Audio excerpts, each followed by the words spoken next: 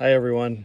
Our dub on a cool but somewhat sunny, almost sunny April day. Time to transfer some plants. This is a technique that we're trying. Have no idea how it's going to work, but we've seen people do it on the internet, so hey, it must be good, right? First thing we're going to do is transfer from these little trays into solo cups. We have some in red solo cups.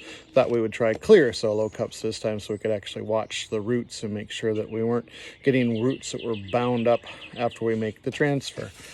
First thing I'm going to do is drill 1/8 inch holes in the bottom of all these cups that we're going to transfer to so that the water can get in from the bottom up and encourage our roots to head down as opposed to bind around.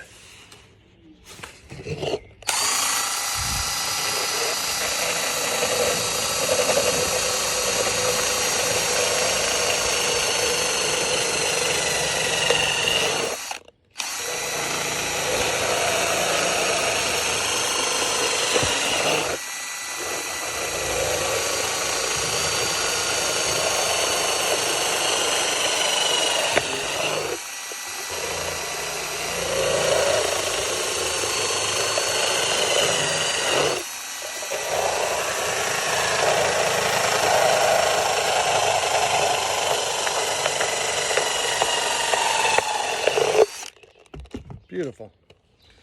We're going to continue using seed starting soil.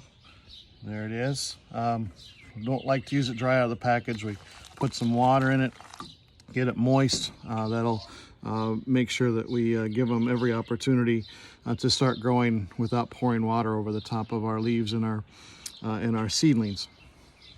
Okay, got our seed starting soil moist but not extremely wet, and that'll make a nice base at the bottom to help encourage our roots to keep going down.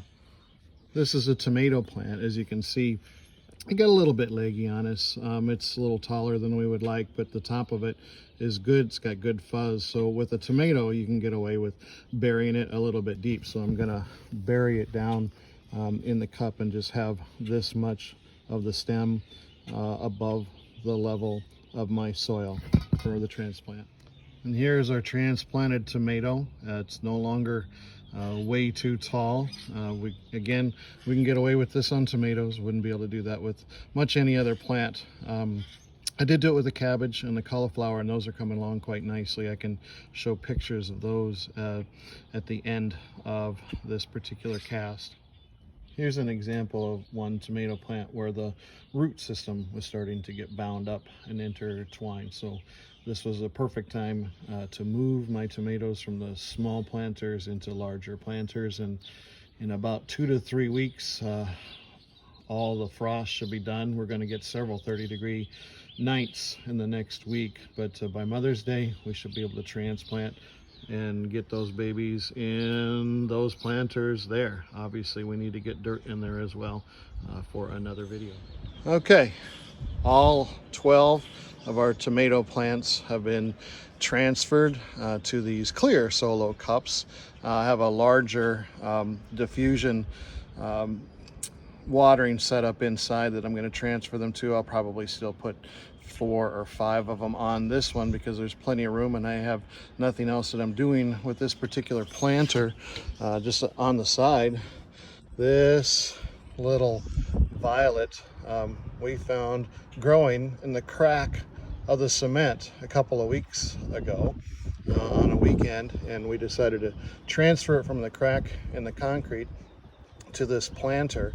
It was only 1 bloom and 2 buds at the time, and now you can see there are a minimum of 3 blooms and probably 4 or 5 more buds at the bottom. It is really liking its new home, and that's last year's potting soil. We didn't really do anything special other than transfer it and give it a little bit of water and talk nice to it.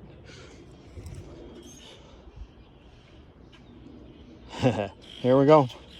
Next stage in the evolution. These are going to be a lot of tomatoes. R-Dub out.